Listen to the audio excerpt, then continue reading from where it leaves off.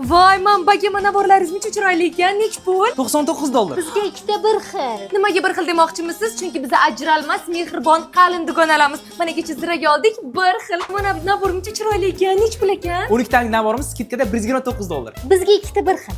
Nimaga ikkita demoqchimisiz? Chunki biz ajralmas, mehribon, qalin dugonalar biz. Nima qilsak ikkita qilamiz. Mana naboringiz rostdan $59mi?